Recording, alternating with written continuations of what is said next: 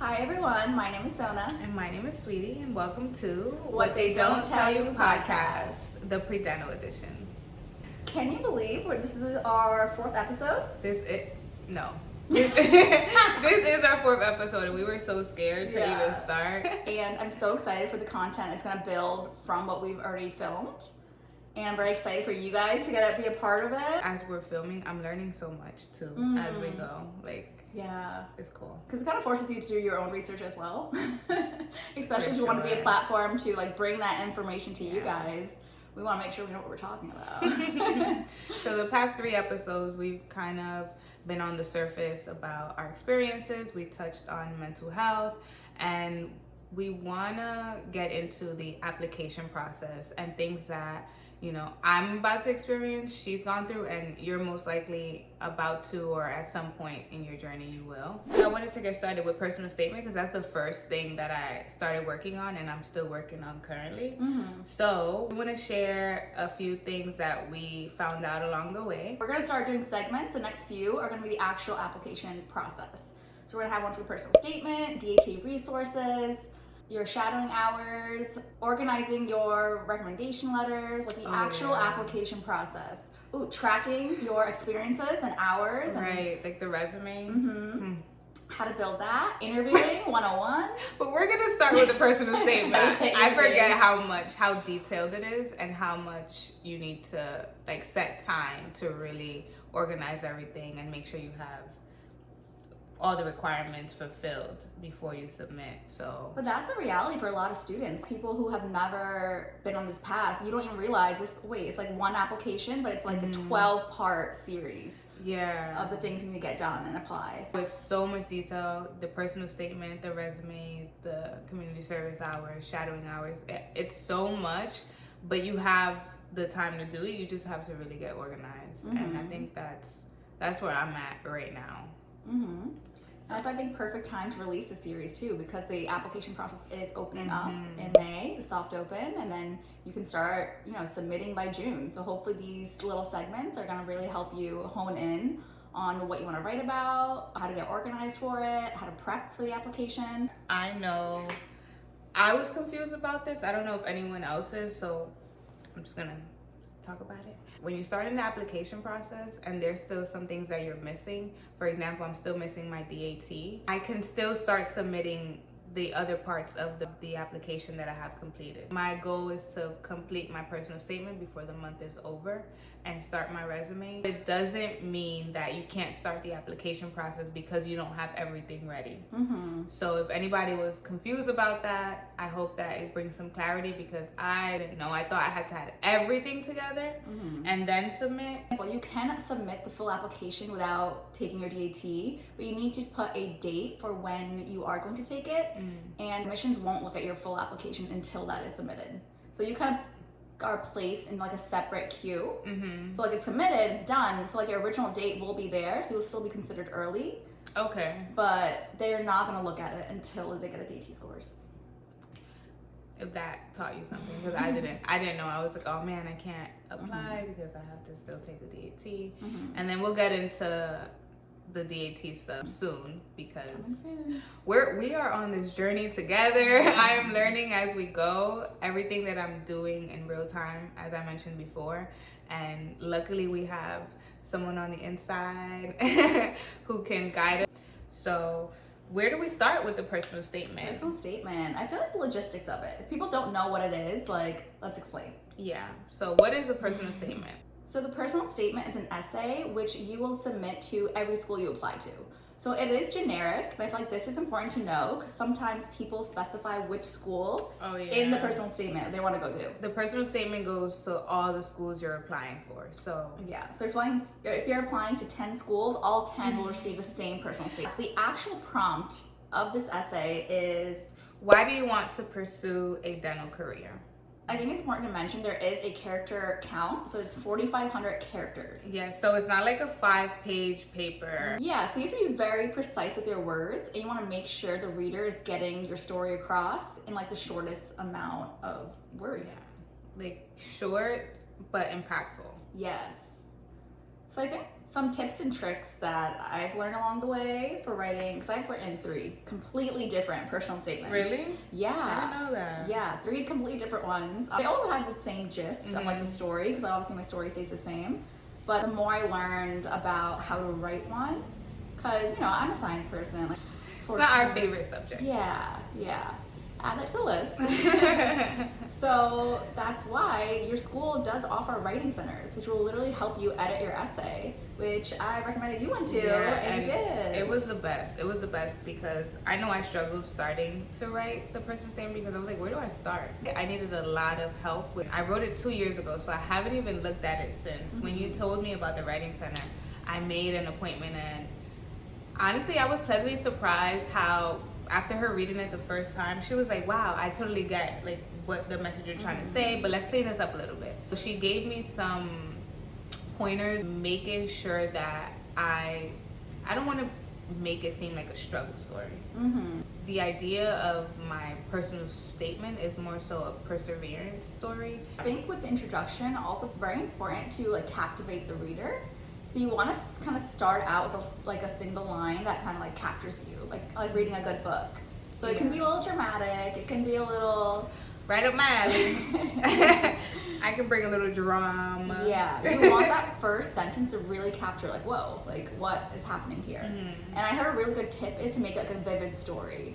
So it could be about you describing again a bad dental experience or a good one, but you kind of start off the story like picturing me in the room with you, and that's how you would start off the intro. The thing, when you don't know how to be descriptive or if you're feeling like you're having a block, remember that it's your story. It's the truth. The truth never changes. Like it's always going to be the same. It's going to be consistent. But there is ways that you can improve how you tell the truth, like how you tell the story. I think that's where people struggle, because a lot of friends that I've spoken to that are applying this cycle, they kind of say the same thing. Like I know exactly what my story is and what to write, but I'm not sure how to depict it in a way that the creative writing part. Like how do I make the reader feel like they were there with me? What's a good way to start if you're struggling to just get started? Like, what do you think is the first step? I think the first step is kind of like a timeline of your life of like dentistry related. Like why did you choose dentistry? Was there like an aha moment where you knew that's what you wanted to do? A lot of people have dentists in the family. Maybe it was shadowing them. Maybe it was visiting your mom at work one day. Some people had a really bad dentist experience, which is a lot of stories. Some people have amazing dentist experiences. So it depends what your story is. And I think start off with your introduction, like what is your aha moment?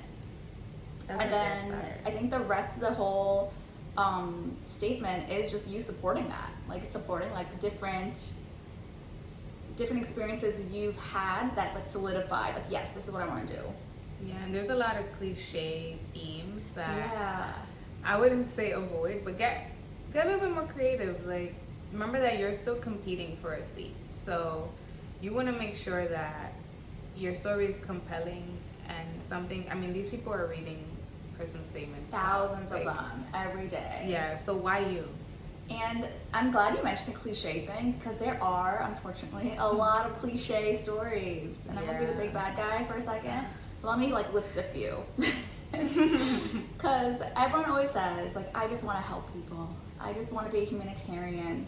I'm sorry, but everyone says that, and we all do. I'm not doubting the fact of it. We hope so, right? I feel like the school's okay, yeah, great. And people say, I just love science. I've always loved science.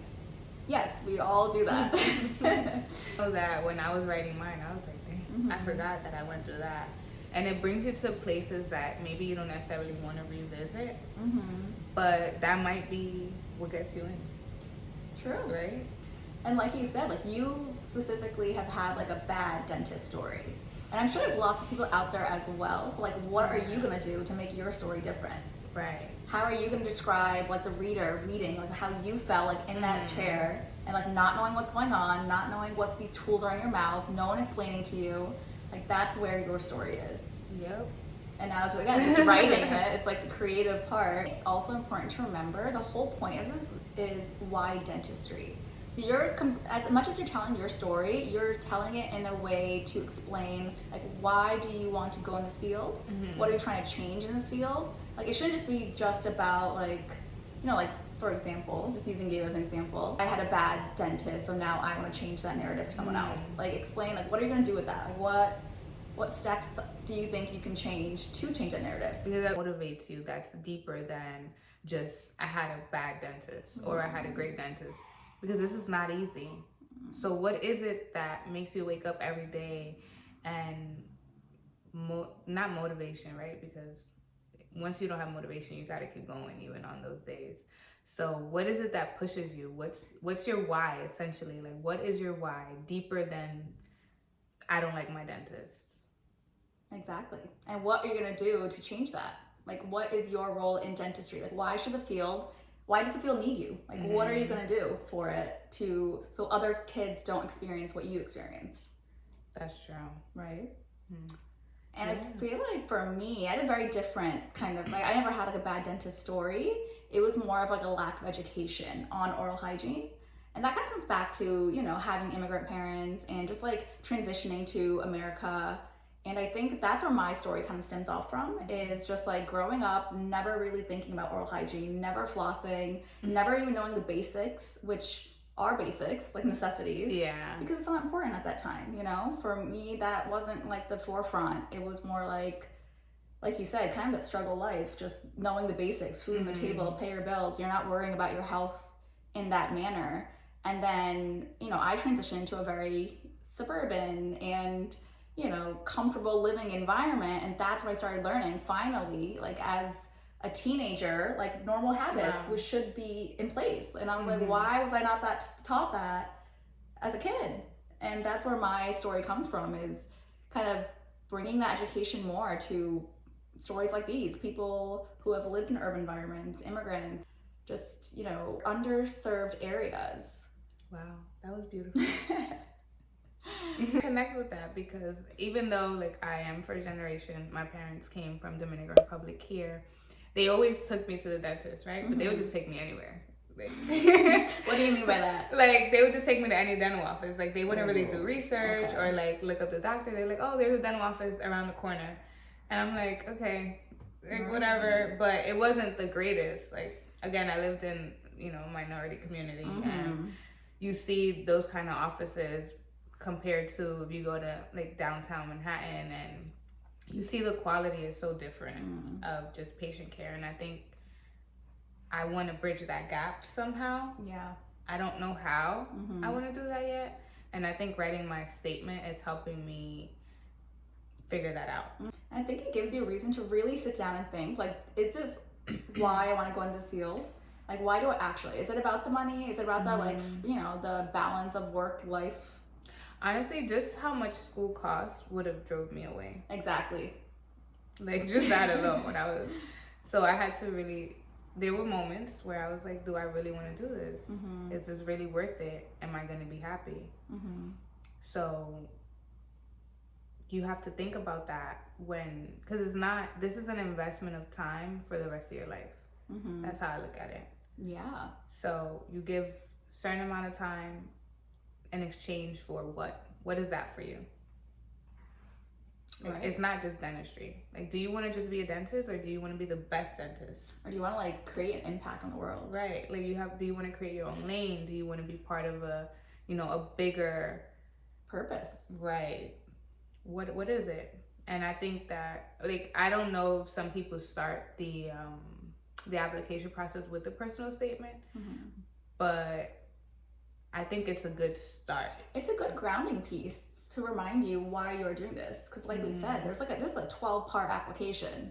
There's a lot. We are putting in hours of community service. We are taking extra time to do all these extracurricular activities. Like, we are working for this just to get into the school. But it's like, what is the goal after school? Right, because it's never just getting in. Like, right now it feels that way sometimes. Like, I just want to get in. I just want to get in. And I always tell her this, because this is what I feel right now. I'm like, I thought that was it. That was the goal, to get into dental school. But now we're here, and I'm like, wait, like, what's next? What am I trying to change? How am I going to be in dental school? Like, what impact am I going to have, like, in the city of Boston? Oh, did you reveal where you're going? Location drop. Once you do the application, right? The supplemental essays, what is that compared to a personal statement? Yeah, so you submit your personal statement with your original application, right? Fill out that first fee. Then they send you a second one about 2 to 3 weeks later, each specific school. And they send it to everybody, so it doesn't make you feel like, because I thought for a second, like, oh, I'm special. That means they're choosing me. But no, they send a secondary. Sorry. No. They send that secondary application and fee to everybody who applied. And that's when it's school specific. So that's the essay where you write, like, why would you want to attend, like, blank school specifically. And this is where it gets into what do you want in a dental school. Something else I want to talk about is when you're writing the personal statement, like, where do you put in, I guess, that bad part? Because everyone always asks this question, whether should I mention, like, you know, that bad grade, that moment, that really bad semester where I got, you know, all those bad grades, when something bad happened in my life, like, where do I mention that in the personal statement? I thought the whole thing. No. Right, because like you said initially, we don't want this to be like a sob struggle story, even though obviously you did sob. Yeah, but like you made it. Now the whole point is to tell you like what you learned from it and how you're persevering. But I do think you should mention it at one point, and this is just advice I got from peers as well as the same writing center, that you should mention it towards the end. Each paragraph should be a different reason supporting that your why. And then she says right at the end, right before the conclusion, you squeeze it in, like you throw it in really quickly. Like, oh, by the way, yes, this is why. And then at the end, you cover it up again, and then back to the positive. So that's what I did on mine. That's what I'll be doing on mine. Right. Where I'm at now in my personal statement, I already wrote pretty much everything, but now I'm adding in the new things, right? Because I wrote it 2 years ago, and I started to edit it, and so much has happened since. And I've changed so much also since, as a person, as a student. So I think it's important for me to highlight that, how much, and I think it'll show in the trends when it comes to my grades, because that was one of the reason why I wasn't confident to apply, because I knew academically I just wasn't there. And I think you can see in my transcripts how I changed. So I think it's important to match that with your transcript show. You want to tell that story. Because like you said, this is kind of like a timeline, and the most recent thing is this master's, right? This is the reason that pushed you to keep going. And overcome that undergrad GPA. So that's an important part. You should mention it. Right, like this gave me the opportunity to reinvent myself. You're not the same person I'm not the same person now that I was then when I thought I was ready. Right. I'm in a way better space, and my chances are a lot higher this time around than it was the last 2 times I considered starting the application process. Right. Because again, all these are everything you've been through until this point. It keeps adding on to your story of like why are you still doing dentistry? Why are you still pursuing this like 10 years later? Like, and yeah, I think the master's program is a great solidifying thing, saying like I'm still doing this. Yeah, it definitely has been a confirmation.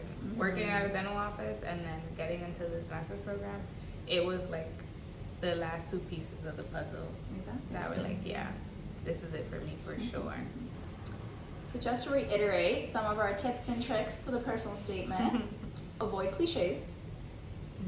And if your school has a writing center, I definitely recommend making an appointment and maybe going in and having someone take a look at what you've worked on so far, even your peers. Oh yeah, actually that just reminded me, I did do a paid service one time, and I really liked her actually. So there is services out there where you can pay them to proofread or edit your personal statement. Obviously you still need to write it yourself. They will make it flow and make sure the grammar is correct. So that is something I did use. The writing center is free. Yes. I use both actually, so that's what I'm saying. You can triple down on however confident you feel in it. But and even if you know a dentist or you know someone that maybe you have a friend who majors in, I don't know, writing, literature, whatever. Make sure you definitely pass it around. I think at least 3 people should see it to look at it and get their feedback, and it will help you improve because you also want different perspectives. Like, what did you get? when you read my statement, like what Right. did you understand? I want to make sure that my point gets across. Exactly. Remember your main point. The prompt is asking you why dentistry. Like, period. That's it. So don't go on tangents. Don't tell, like you said, your whole life story. Sometimes just make sure you're answering the question. I think after every paragraph, make sure to go back and realize, wait, am I talking, fluff, or am I actually answering the question? A good way to structure every paragraph is, again, you're telling, each paragraph should explain or supporting the idea of like why dentistry. Whatever. Oh, wait. What? No indentations. I'm done. I almost forget that. So 4,500 characters, right? Mhm. No indentations. Go on. Yeah, I guess pro tip, you can't indent on the actual application when you're submitting it. So each paragraph is going to be 2 spaces, so it counts as 2 characters. So that's something, I guess, to keep in mind. Yeah, I learned that today, so I thought that I should share that before I forgot. Right. Some people just copy and paste, and then your entire essay looks as one big document. They forget to do the spacing because it doesn't show up when you transfer it from Word document to the actual application. So that's definitely proofread a million times. But again, remember, each paragraph should support your main point and make it descriptive as possible. So at the end, a good tip I got was the last sentence, just always reiterate like what you learned from it and how it impacted you, and like change your view on your goals or like why you still want to pursue this. Yep. And I think a good example of that is, so instead of saying like I volunteer like every Friday at the Ronald McDonald Band, you should talk about like what did you see there and what did it make you feel, and then how you as a dentist is going to change that. So for example, that's a mobile van that's like caters to uninsured children, right? Dental checkups and pro fees and things like that. So now explain, what, like I felt so much gratitude, just that. Do you want to share a little piece of your personal Should we statement? read a little piece? I think so. Okay. We can do that actually. So again, as someone who already submitted my personal statement, already am starting dental school in July, I will absolutely read a good paragraph.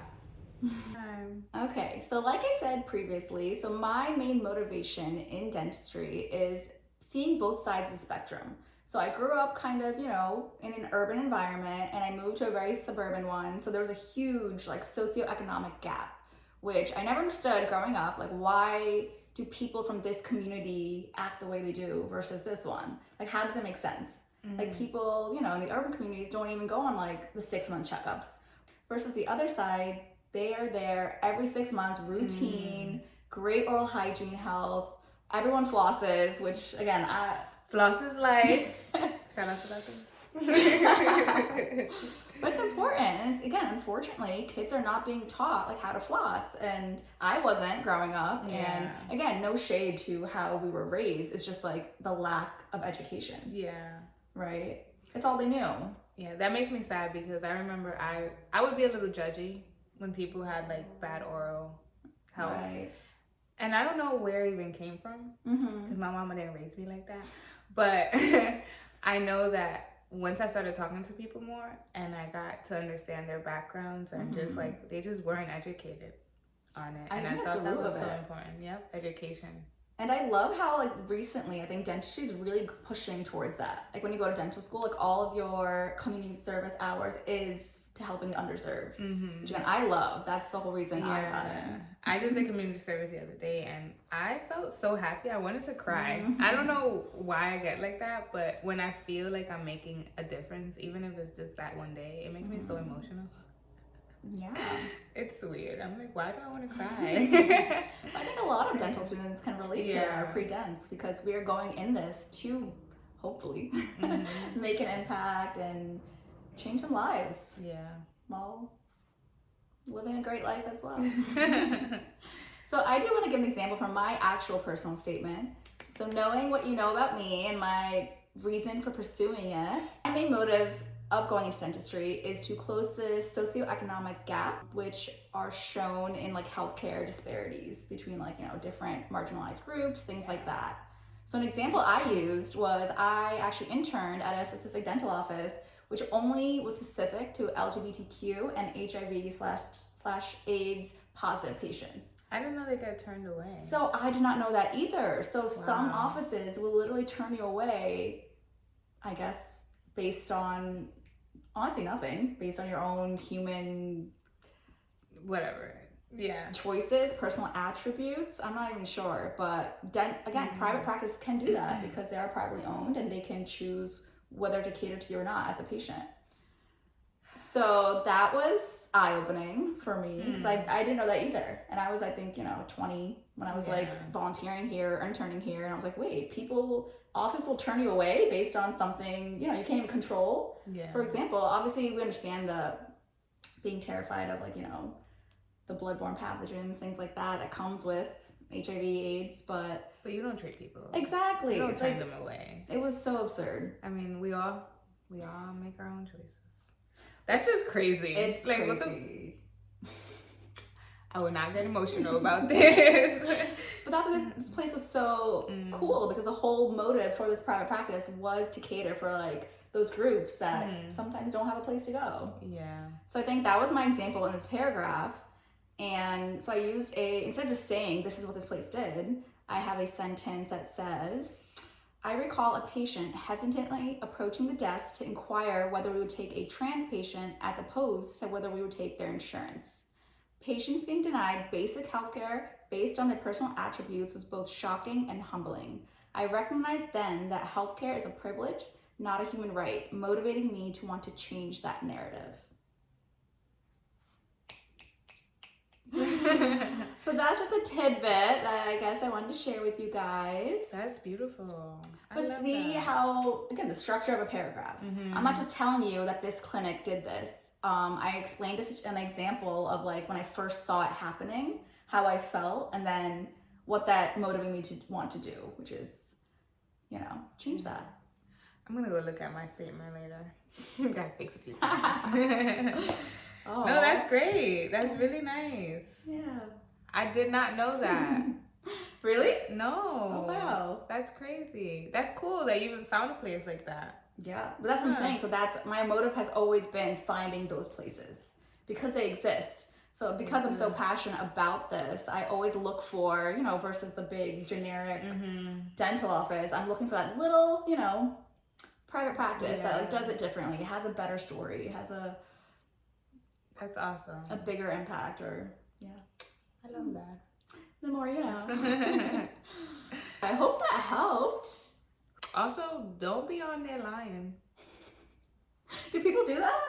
I don't know, but don't be on there lying. No, because please I don't do heard that. they ask you on the interviews, like Yeah. basically, right? That's actually important to mention too. Anything that you do right will be talked about or brought up in an interview. So tell the truth, the whole truth, and make sure And nothing but the truth. Nothing but the truth. Be the person you want to experience. I guess that's how I would look at it. Yeah, I think be authentic with your goals and your why, and don't tell a story because you think that's what they want to hear. Right. I think people do that too. Like they just kind of make it up, and why? What's the point? And it's gonna come up. That's what I'm saying. Like, don't be a liar. Yeah. Because it will come out somehow. Just make sure your intentions are right. There's people that need you, people that need us, and don't be out there lying.